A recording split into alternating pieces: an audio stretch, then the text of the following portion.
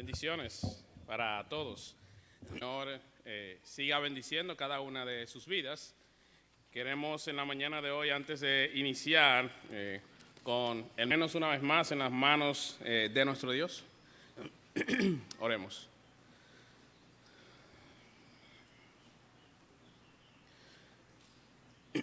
Padre que estás en los cielos, queremos en esta mañana rogarte que tú hables hoy a nuestras vidas.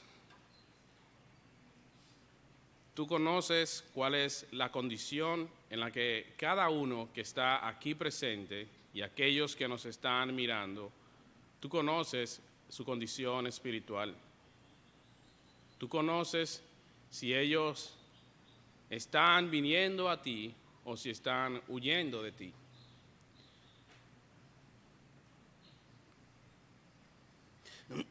Yo te ruego que en esta mañana tú hables a nuestras vidas y que si alguien viene a nuestras mentes mientras este mensaje, que pensemos en nosotros y no en otra persona más. Que podamos nosotros evaluarnos como dice tu palabra.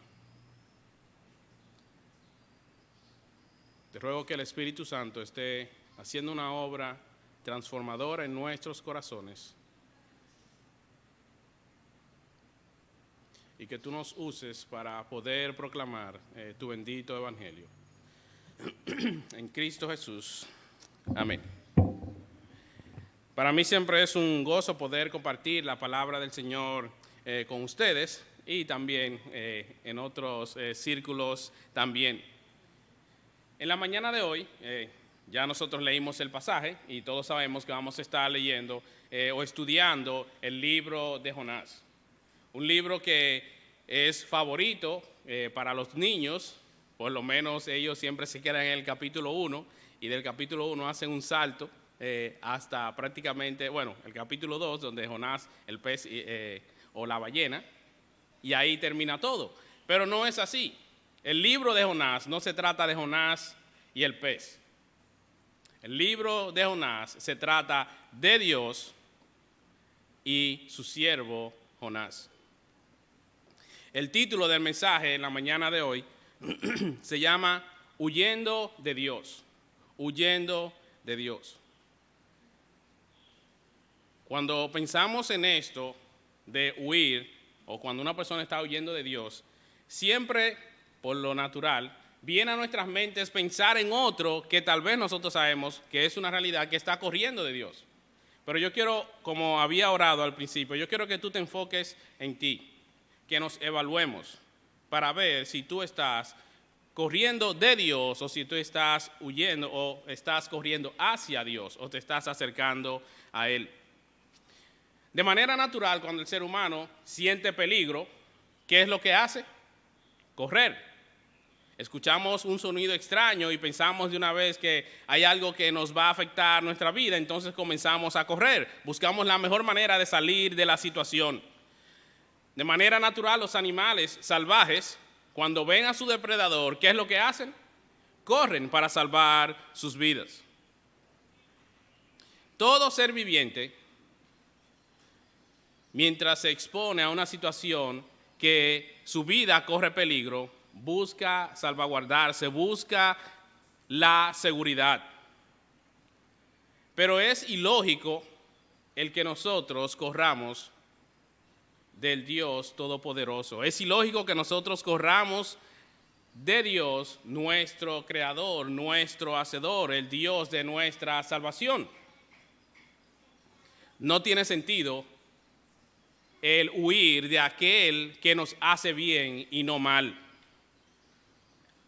¿Por qué corremos nosotros de Dios? La mañana de hoy nosotros vamos a iniciar una serie de mensajes, obviamente basados en el libro de Jonás. El profeta que huyó de Dios, huyó de la voluntad de Dios, huyó del encargo que Dios le había dado. Y vemos a Jonás como el profeta desobediente. Y esa es la imagen que nosotros tenemos de Jonás cuando pensamos en él. Jonás y el pez, el profeta desobediente. Pero no siempre fue así. Uno de los libros que mayor controversia ha causado, mientras estaba estudiando esta parte, es el libro de Jonás. Nosotros podíamos pensar que sería el libro de Apocalipsis, porque habla acerca de las últimas cosas, y hay diferentes posiciones con respecto a el orden de cómo estas van a suceder, pero no nos viene a la mente de que el libro de Jonás sea un libro controversial, pero de hecho, para algunos sí lo es, especialmente para los teólogos liberales, que entienden que lo que Jonás está relatando no es algo verdadero. Hay tres interpretaciones que nosotros podemos encontrar respecto a este libro del Antiguo Testamento. El primero de ellos, que es una interpretación mitológica. Eso es un mito lo que está relatando Jonás. Es lo que algunos piensan. Es como que lo que Jonás está diciendo es similar a mitología griega o cuando se habla acerca de Hércules y esos dioses griegos. Eso es lo que algunos piensan. La segunda interpretación tiene que ver con que es una alegoría o es una parábola donde cada elemento, cada personaje que encontramos en el libro, desde Jonás, el pez y todas las demás eventos que encontramos en este libro, tiene que ver con Israel. La tercera interpretación de este entonces libro que estamos mirando es la interpretación histórico-literal. Esa sí es la interpretación correcta del libro que nosotros vamos a estar estudiando. Es uno de los profetas menores, pero es histórico. Nosotros lo encontramos registrados en la palabra de Dios y es literal, sucedió, es una realidad. Este obviamente es el punto correcto. Negar el libro de Jonás, nosotros tendríamos que negar lo que Cristo hizo mientras Él estuvo aquí en la tierra. ¿Por qué nosotros decimos que esta interpretación es la correcta, de que es literal, es histórica? Primero, hay dos razones que podemos dar. Puede haber muchas más, pero solamente vamos a ver dos de ellas, o les voy a dar dos. La primera es la siguiente. Jonás, obviamente, o en el Antiguo Testamento, hay registros históricos de Jonás. Y parecería como extraño, porque nosotros cuando pensamos en Jonás, pensamos únicamente que en el libro de Jonás. No pensamos que los libros anteriores a él registrarían parte de la vida de este profeta, o tal vez que lo mencionen, pero es una realidad. Jonás es mencionado en las Escrituras, en los libros históricos, y más adelante vamos a ver el texto para esto. La segunda razón es que además, obviamente, de que es un hecho histórico que está registrado, Jonás fue un profeta, sirvió a uno de los reyes de Israel. Es el testimonio que nosotros encontramos del Señor Jesucristo en el Nuevo Testamento, hablando acerca de Jonás, diciendo que Jonás era señal para el pueblo al cual Jesús le estaba hablando en ese momento, y que Jonás estaba apuntando a lo que sucedería con Cristo Jesús cuando éste muriera, y que iba a durar 3 días sepultado, pero que al tercer día iba a resucitar. Si consideramos las palabras de Cristo como palabras que son verdaderas, entonces tenemos que dar por hecho que lo que nosotros encontramos registrados en el libro de Jonás es verdad. No es una simple historia, no es algo que Jonás se imaginó, no fue un sueño que Jonás tuvo. Es algo que él vivió, que es una realidad, y lo sabemos, como había mencionado, 2 razones. Primero, hay un registro histórico. Segundo, el Señor Jesucristo dio testimonio acerca de este evento, encontramos en las Escrituras. ¿Cuál es el propósito de este libro de Jonás? ¿Cuál es el propósito de este libro? Mientras nosotros estábamos estudiando acerca de esto, hay diferentes ideas o posiciones con respecto a el tema principal o el propósito de este libro.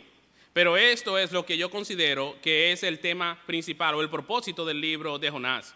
El libro de Jonás es un libro donde nosotros encontramos la gracia de Dios, la misericordia de Dios, la compasión de Dios y el amor de Dios por los perdidos.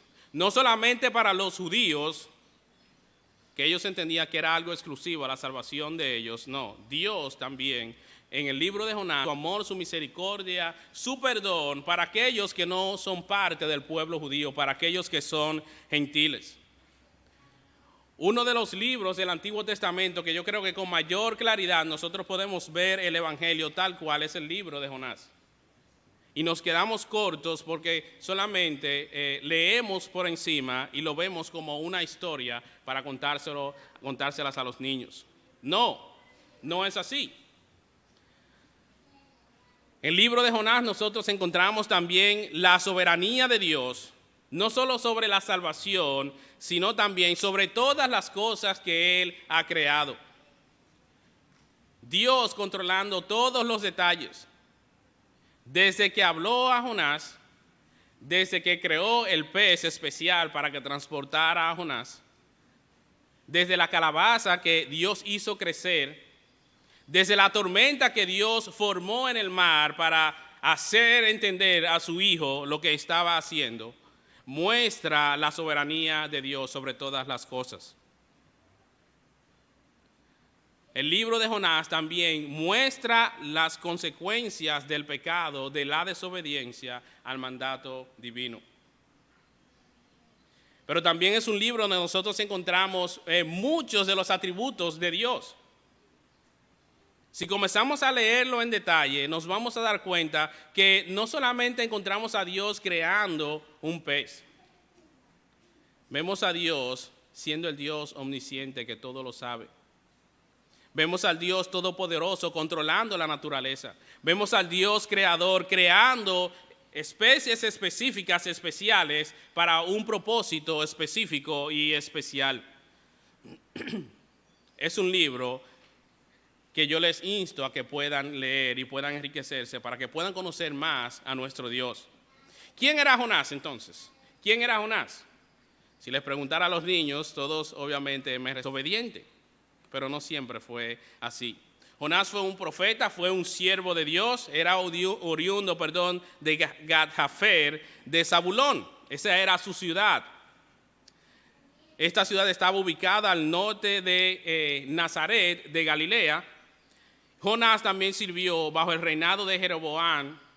Y yo quiero que vayamos allá, Segunda de Reyes, capítulo 14. Segunda de Reyes, capítulo 14, verso 25. Y luego vamos a retornar a nuestro pasaje principal en Jonás. Segunda de Reyes, capítulo 14, verso 25. Dice el escriba: Él fue quien restableció las fronteras de Israel desde el Ebo Hamad hasta el mar del Araba. Obviamente no está hablando aquí de Jonás, sino de otra persona, del rey Jeroboam II. Según la palabra, Jonás, hijo de Amitai, el profeta de Gat-Hefer. Jonás había servido a este rey, no sabemos por cuánto tiempo, pero había servido a este rey. Y la palabra del Señor había venido sobre él y aparentemente Jonás había respondido al mensaje de Dios y lo había comunicado a este rey al cual él estaba sirviendo. Aquí obviamente es una parte, como la había mencionado, de lo histórico, de que se encuentra registrado en otros libros de quién era Jonás. No hay dos Jonás en las Escrituras, hay un solo Jonás. Así que yo quiero que se embarquen conmigo en esta travesía para ver lo que Dios tiene que decirnos en el día de hoy de este libro tan hermoso. Lo primero que vamos a hacer, obviamente, es leer el primer verso de este capítulo 1 de Jonás. La palabra del Señor vino a Jonás, hijo de Amitai. Anda, ve a la gran ciudad de Nínive y proclama contra ella que su maldad ha llegado hasta mi presencia. Vamos a dejarlo ahí en estos dos primeros versos. Esta narración inicia de manera interesante diciendo que Dios vino a Jonás. La palabra de Dios vino a Jonás. Y esto es una forma muy peculiar de Dios que encontramos en las Escrituras, especialmente en los libros históricos o donde se encuentran registrados los hechos de los profetas, que decía por ejemplo, el libro de Miqueas, y la palabra de Dios vino a Miqueas, y la palabra de Dios vino a Jeremías, y la palabra de Dios vino a Jonás, en el caso que nosotros estábamos mirando. La palabra de Jehová vino a Joel. Dios estaba comunicando con sus profetas. En 2 de Reyes, capítulo 14, verso 25, vimos que no es la primera vez que Dios habla a Jonás, sino que aquí es la segunda vez que se encuentra registrada.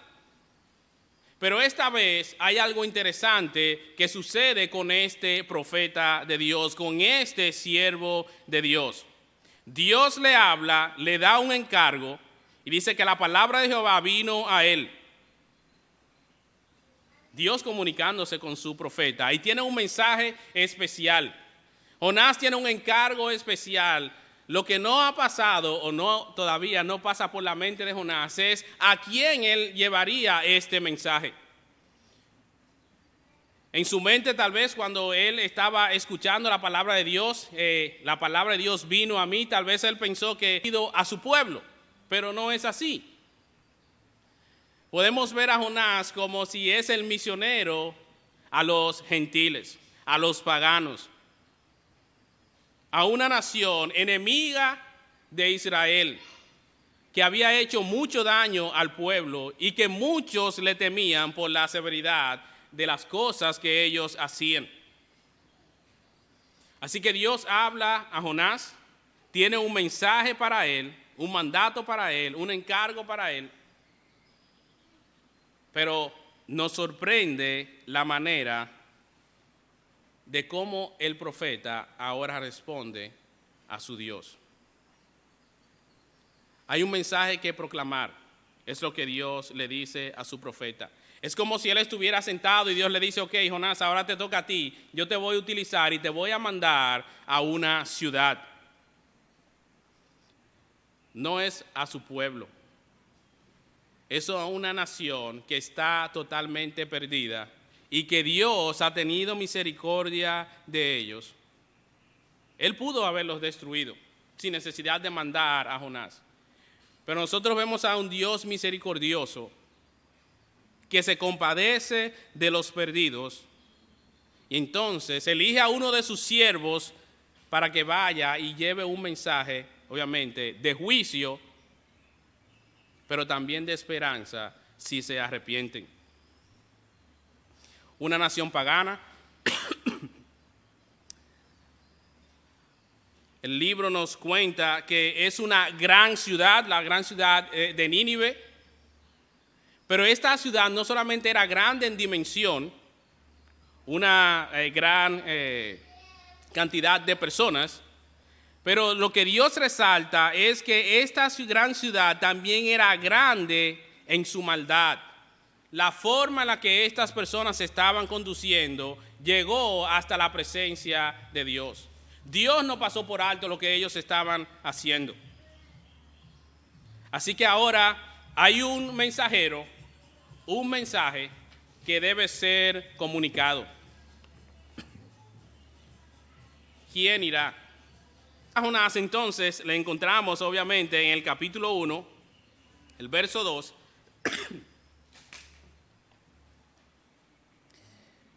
Y dice lo siguiente: anda, ve a la gran ciudad de Nínive y proclama contra ella que su maldad ha llegado hasta mí. El mensaje era simple, sencillo, no era algo que Jonás desconocía, porque ya Dios había hablado con él, ya él había obedecido a Dios en otras ocasiones. Así que era levantarse, muévete del lugar donde tú estás, ve y proclama el mensaje a Nínive. Pregona contra ella. Eso era lo que Jonás tenía que hacer. Ese era el encargo de Jonás que Dios le había dado. Dios envía a su profeta para advertir a esta gran ciudad de lo que está por venir si ellos no cambian de parecer.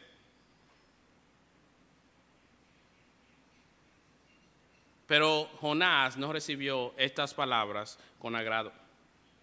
Jonás no recibió este encargo como algo que él quería hacer. Tan pronto Dios le dijo a qué nación él tenía que ir a proclamar, Jonás inmediatamente cerró su corazón y dijo, no. Y dijo no. No con sus palabras, sino con sus hechos.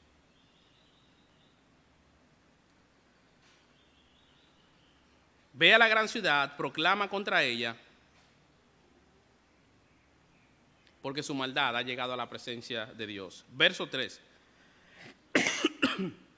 Jonás se fue, pero en dirección a Tarsis, para huir del Señor. Y si nosotros seguimos la narración, Dios le dice, levántate y ve a Nínive. Jonás se levanta, se va, pero en dirección contraria a donde Dios le había mandado.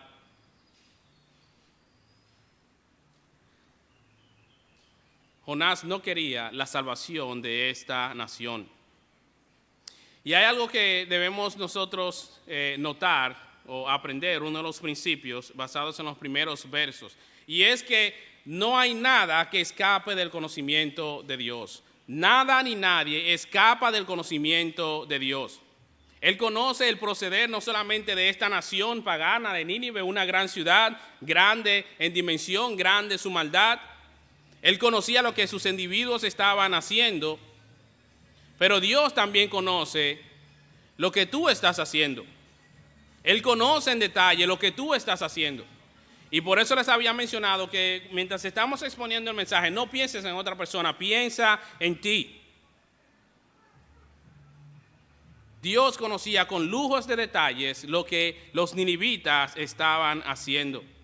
Así que lejos debe estar de nuestras mentes el pensar que nuestras acciones, la forma en la que nosotros nos conducimos, escapan a la vista y el conocimiento de nuestro Dios. Todo está descubierto ante sus ojos. Él lo ve todo. En simples palabras, Dios lo ve todo. Hebreos capítulo 4, verso 13, si quieren pueden buscarlo más tarde. Hebreos capítulo 4, verso 13 dice, no hay nada, no hay ninguna cosa creada, dice este verso, oculta a su vista. Y yo creo que esta simple oración se podría quedar ahí y nosotros entenderíamos exactamente lo que el autor de Hebreos está diciendo.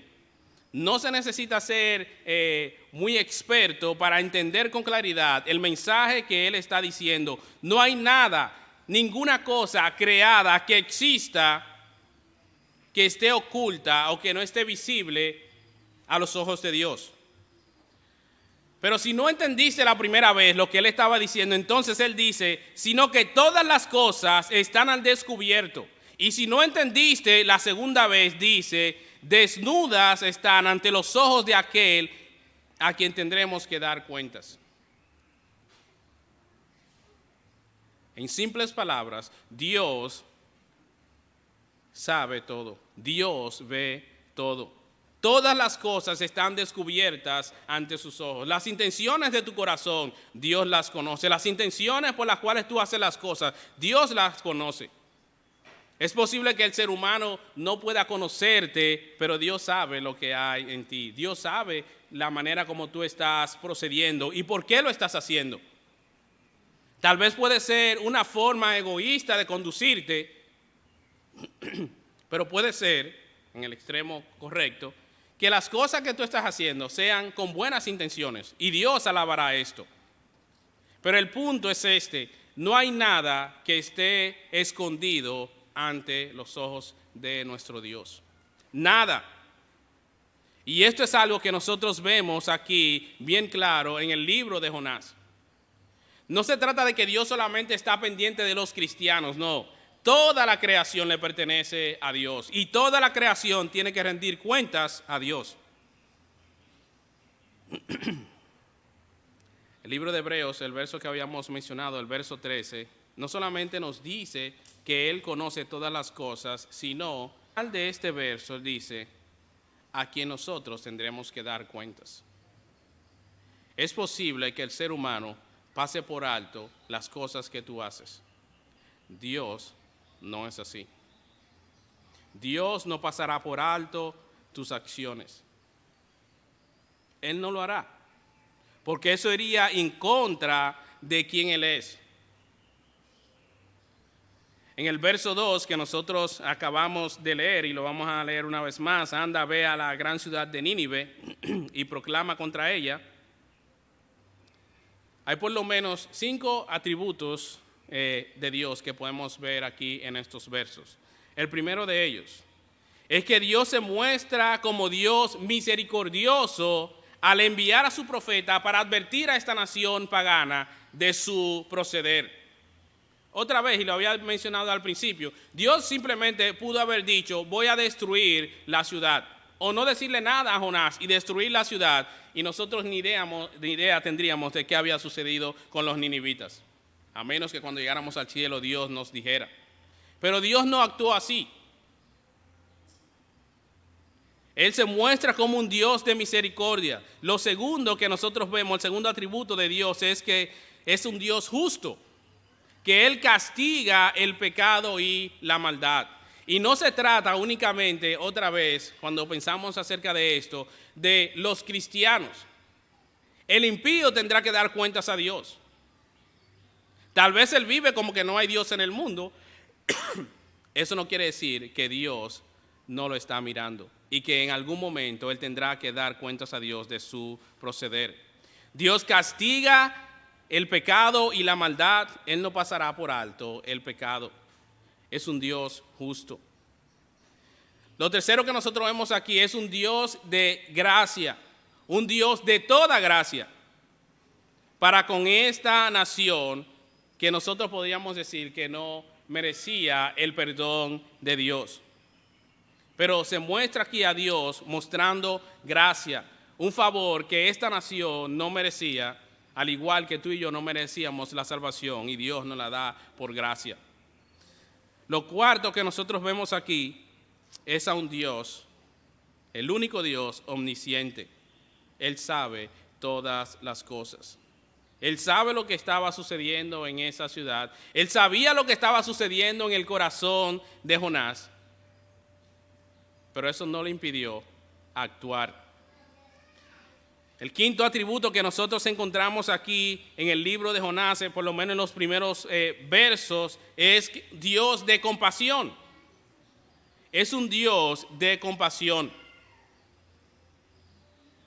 Tal vez cuando inicias a leer el verso, la palabra no te llega a la mente, pero al finalizar el capítulo 4, al inicio del capítulo 4, al final, perdón, del capítulo 4, tú te encuentras a Dios hablando con Jonás. Y Dios habla acerca de la compasión.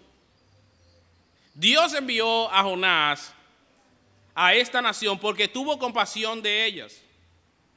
Así como Cristo, mirando al pueblo, se dice que Él tuvo compasión de ellos. Dios miró esta gran ciudad, la gran maldad, y tuvo compasión de ellos. Y decide entonces enviar a su profeta para que advierta a esta nación de las cosas que estaban por venir, a menos que se arrepintieran. Y nosotros sabemos, de acuerdo al relato que estamos mirando, ¿qué decidió Jonás hacer? ¿Qué decidió Jonás hacer? Verso 3 dice que Jonás se levantó, se fue, pero, y este es un pero que no es bueno, pero en dirección a Tarsis. Jonás escuchó lo que Dios le dijo. No fue que él no oyó, él escuchó lo que Dios le dijo, pero él dijo, no voy a ir. En algún momento, aquellos que tenemos hijos, nos hemos encontrado con situaciones donde uno de nuestros niños nos desafían y les damos una orden y ellos dicen no. Entonces, nuestro deber, dado por Dios, es trabajar en el corazón del niño. Y obviamente eso procede una disciplina. Y eso pasó, obviamente ha pasado siempre mayormente con casi todos los niños, pero pasó por lo menos con uno de los míos, el mayor. Le mandé a hacer algo, él dijo que no. Entonces lo discipliné, aún así él dijo que no. Lo volví y lo discipliné y aún así él dijo que no. Una de sus tías, Rosemary, vio la acción y sintió pena por él. Y le dijo, fulano, obedece. Y él al final, ¿verdad? El corazón fue quebrantado y obedeció. Esto es algo similar a lo que nosotros vamos a estar viendo en el libro de Jonás. Dios no solamente tiene compasión de Nínive, pero Dios también tiene compasión de Jonás. Dios únicamente no quiere mostrar su gracia y su misericordia para los ninivitas, pero Jonás necesita gracia y misericordia de parte de Dios.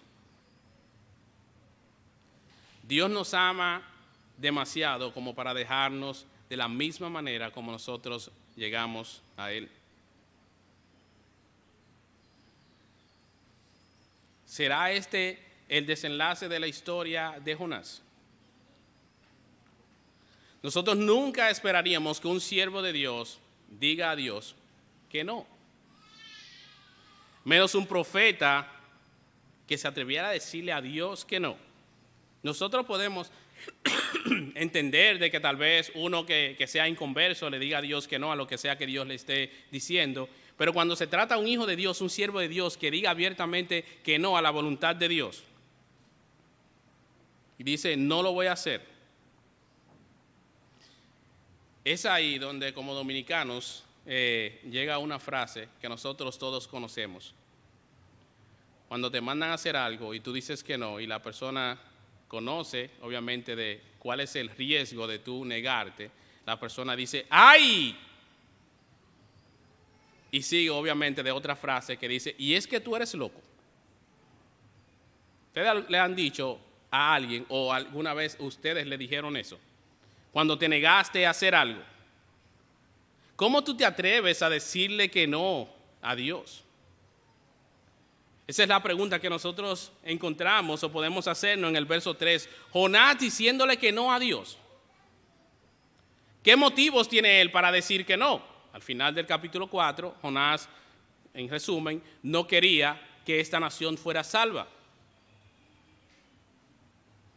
¿Por qué? Porque esta nación había maltratado a su pueblo y como había mencionado anteriormente, esta nación era temida por las cosas que hacían, como agarraban a los esclavos y prácticamente los maltrataban hasta el punto de que obviamente ellos los iban a matar, pero ellos querían que murieran sufriendo. Lo enterraban en medio del desierto para que el sol los matara, para que murieran de una manera agonizante. Y no voy a dar más detalles porque hay cosas que son sangrientas de cómo estas personas mataban a sus enemigos. Solamente el escuchar que este ejército se acercaba hacía temblar a muchas naciones. Y tal vez eso era lo que estaba en el corazón de Jonás. Ellos no merecen ser perdonados por Dios. Jonás dice que no porque él sabía que si él iba y proclamaba el mensaje y ellos se arrepentían, Dios los iba a perdonar y él no quería para nada el perdón de esta nación. Y él entonces, con sus propósitos, sus motivos, dice, no voy a obedecer. Y Jonás se para y se va en dirección a Tarsis. Jonás decide que esta vez él no va a cumplir con la voluntad expresa de Dios. Dios me ordenó, pero yo no lo voy a hacer. Simplemente, en pocas palabras interesantes, Jonás mismo relatando lo que sucedió con él, él dice, me voy a otro lugar, voy a huir de la presencia de Dios. Me gusta como lo dice la Reina Valera, que él se levantó, pero para huir de la presencia de Jehová. Y eso es algo como ilógico. ¿Cómo tú vas a huir de la presencia de Dios? ¿A dónde tú vas a ir que Dios no esté o que Dios no te pueda ver? En tu pecado tú puedes correr todo lo que tú quieras, puedes esconderte todo lo que tú quieras, pero Dios te sigue viendo. Dios te sigue viendo. Jonás decidió huir de Dios lo más lejos posible para no cumplir con esta responsabilidad. Y él estaba en Israel y él viajó prácticamente hasta España, o quería viajar hasta España, que era el lugar donde estaba Tarsis.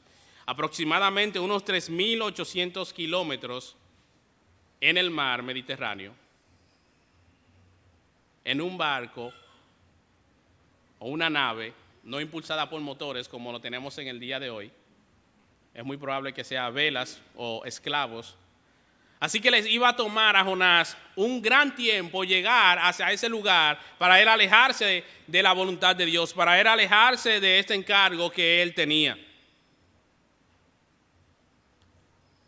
Y si nosotros estuviéramos viendo esto como si fuera una película, es aquí donde la luz se va.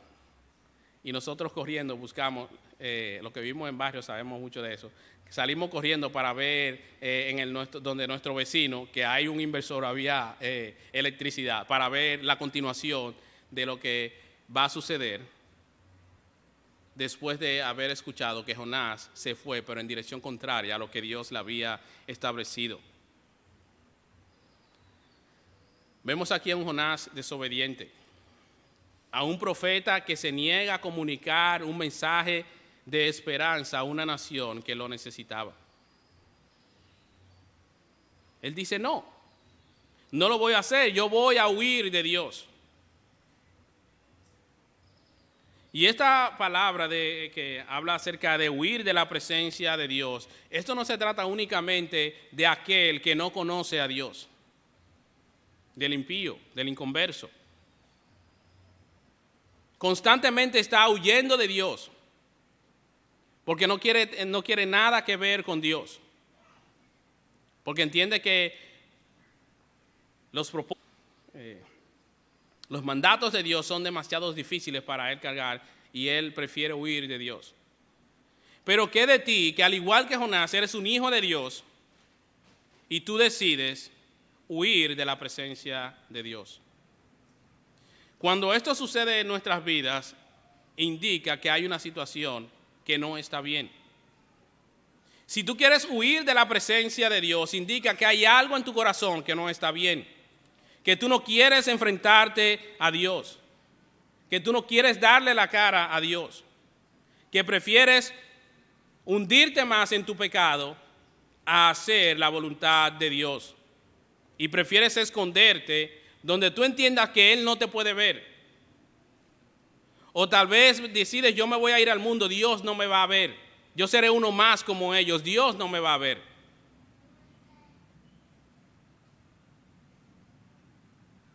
¿Puede el hombre huir de Dios? ¿Puede el hombre huir de Dios? ¿Puede el hombre huir de la responsabilidad que tiene delante de Dios? Si nosotros le hiciéramos esta pregunta a un niño, yo sé que todos darían la misma respuesta. No es posible que nosotros huyamos de la presencia de Dios. Esto es algo ilógico. Es como si nosotros le dijéramos a alguien, mira, yo te voy a hacer millonario si tú me secas el mar con un suape. Te suena la idea de ser millonario, pero tú sabes que tú puedes empezar. Pero tú sabes cuál va a ser el final, ¿verdad? Es absurdo. Tal vez alguien empiece y lo haga, pero le va a tomar tiempo darse cuenta de que no va a poder. El mismo proceso de evaporación del agua sube, ¿verdad? Se condensa, vuelve y cae. No hay forma de que lo logre. No hay manera de que tú logres huir de Dios. Ni como hijo de Dios, aquellos que ya Dios le ha otorgado su salvación, pero aquellos que son criaturas de Él, no hay forma que tú escapes de la presencia de Dios. Tú puedes pensar que tú puedes huir lejos de Dios, como pensó Jonás que lo estaba haciendo. Y es lo interesante de cómo el pecado daña nuestra manera de razonar lógicamente. Cuando nosotros leemos el libro completo de Jonás, de hecho en el capítulo 2, nosotros nos damos cuenta de que Jonás como que entra en razón. Y al final del libro nosotros nos damos cuenta que Jonás conoce a Dios. Así que él sabía que lo que él estaba haciendo era algo absurdo, sin sentido. Pero aún así él decidió, yo voy a huir, yo no lo voy a hacer. Y aquí podríamos citar las palabras del apóstol Pablo, donde dice que queriendo ser sabios se volvieron necios y se les oscureció su insensato corazón. Eso es lo que sucede con el pecado en nuestras vidas. Nos volvemos necios y queremos ser más sabios que Dios. Y queremos huir de Dios porque pensamos que estaremos más seguros en otro lado que en su presencia. Si tú decides huir de Dios, y no vamos a entrar en muchos detalles del libro completo de Jonás en el día de hoy, si tú decides huir de la presencia de Dios, ¿sabes cuál es el resultado? Nada bueno. Tú que no conoces a Dios, que eres una criatura de Dios, que no has entregado tu vida a Dios, no hay un final feliz para ti. Pero aquellos, una vez más, que son hijos de Dios y deciden huir de Dios, tampoco es para ti. No porque hay condenación para ti, sino más bien porque Dios te va a llevar a un proceso de disciplina en el que tú reconozcas que no estás bien.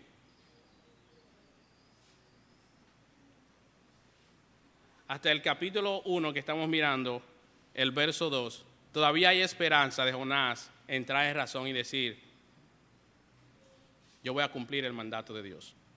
Tan pronto él puso el pie en esta nave o en el barco para ir a Tarsis, él debió entrar en razón y decir, yo estoy actuando mal, y dar la vuelta, arrepentirse.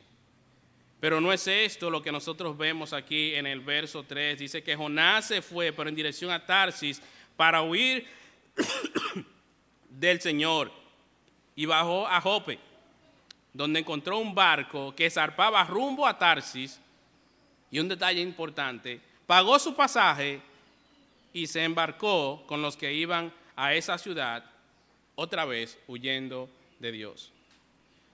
Él estaba en su ciudad, él decidió descender, decidió bajar a Jope, el puerto más cercano que él tenía, para ver si encontraba un barco que lo llevara a esta ciudad donde él quería ir, a este nuevo destino.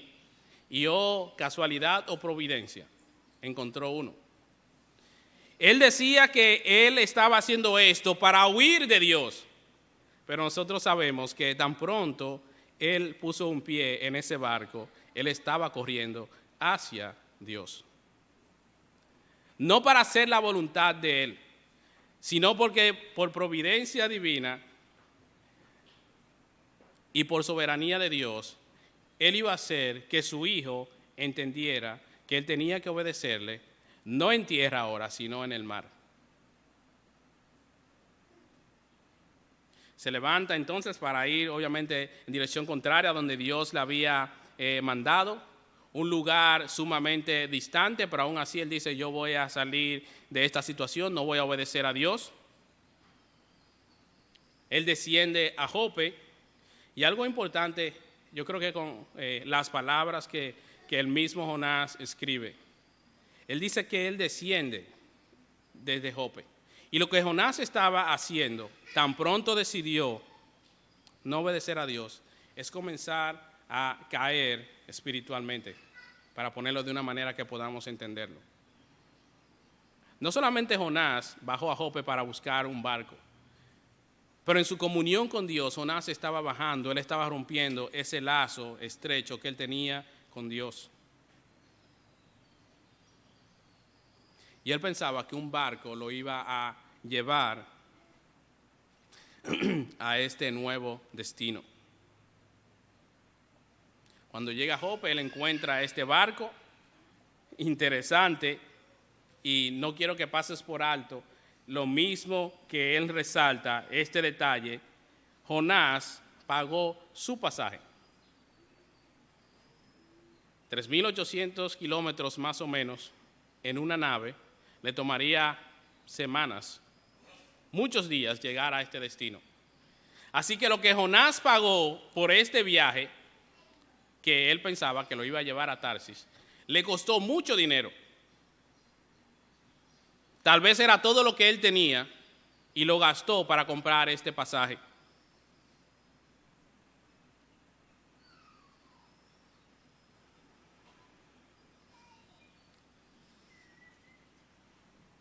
Es un viaje largo.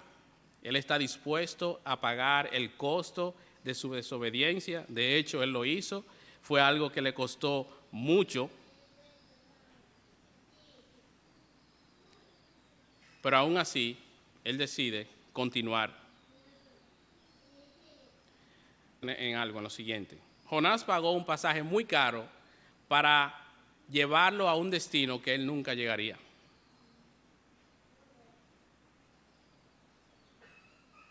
Y de la misma manera, nosotros a veces estamos dispuestos a pagar un precio muy caro para ir a un lugar que nosotros nunca llegaremos.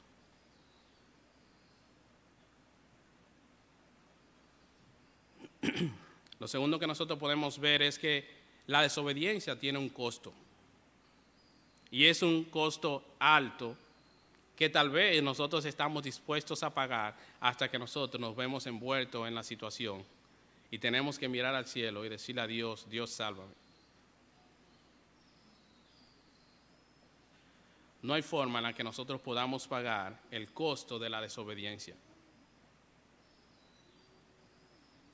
Nuestros pensamientos obviamente se nublan cuando nosotros andamos en pecado y no podemos entonces pensar correctamente. Y es por eso que es importante que nuestros hermanos en Cristo, cuando nos ven que estamos descendiendo, deben ayudarnos. Yo me imagino que si Jonás se hubiese encontrado con alguno de los profetas contemporáneos de su época y alguno de ellos se hubiese dado cuenta de lo que él iba a hacer, yo no creo que lo iba a dejar descender. Lo iba a parar, iba a decir, Jonás, no.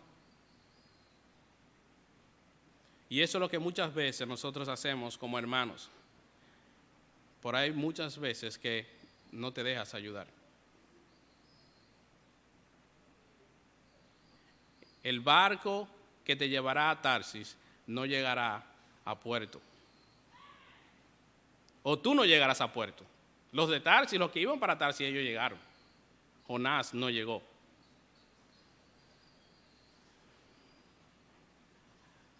Algo más que nosotros podemos aprender es que no hay lugar donde Dios no nos pueda alcanzar. Salmo 139.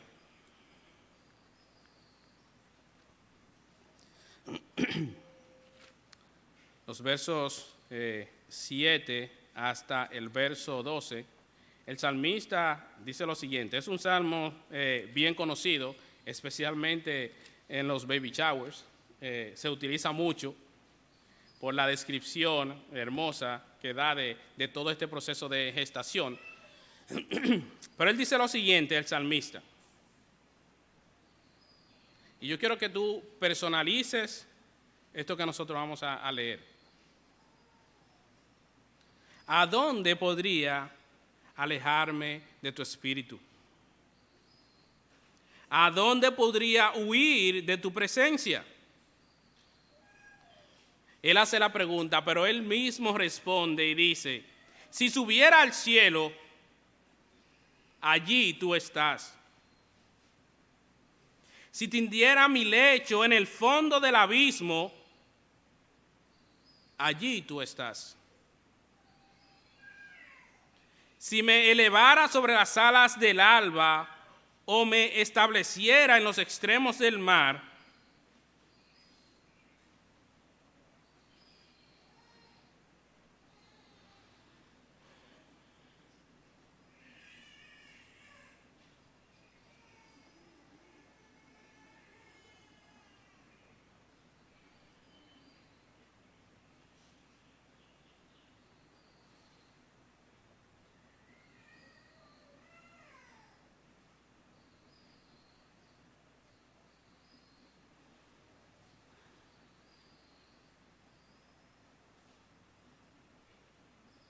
dice el verso, allí tu mano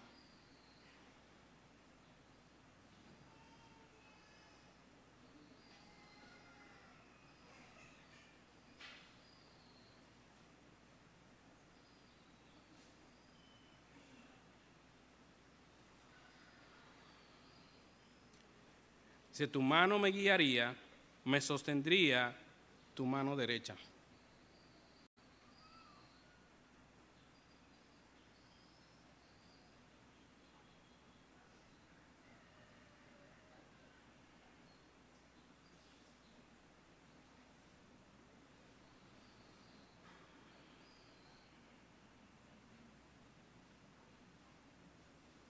Dice, y aún la noche sería clara como el día, lo mismo son para ti las tinieblas que la luz.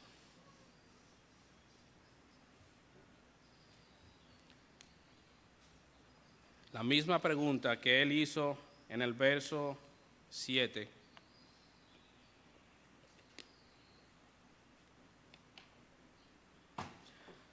Debemos otra vez hacerla.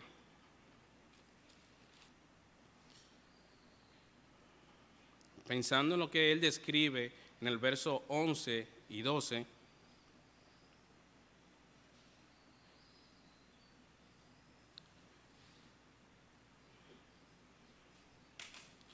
no importa qué tan bajo tú hayas caído, Dios tiene misericordia de ti.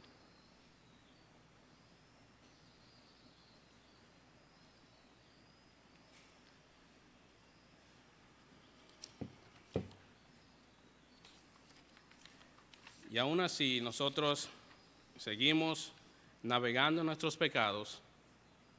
Dios envía a su mensajero para advertirnos.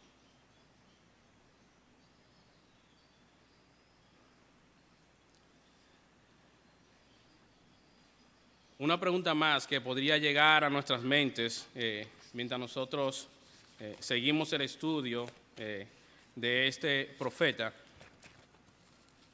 donde él narra su experiencia, es lo siguiente. ¿Podemos nosotros frustrar los propósitos o los planes de Dios?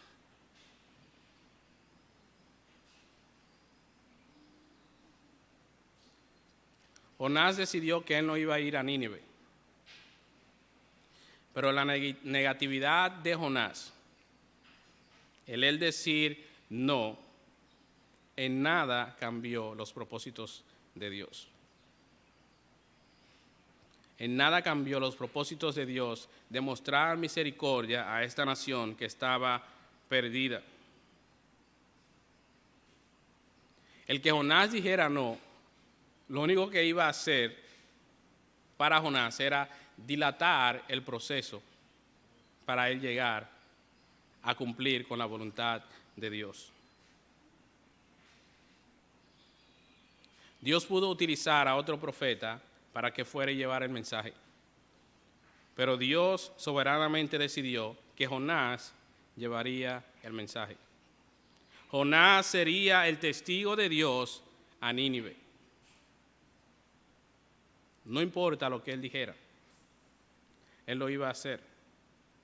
Él iba a cumplir con la voluntad de Dios.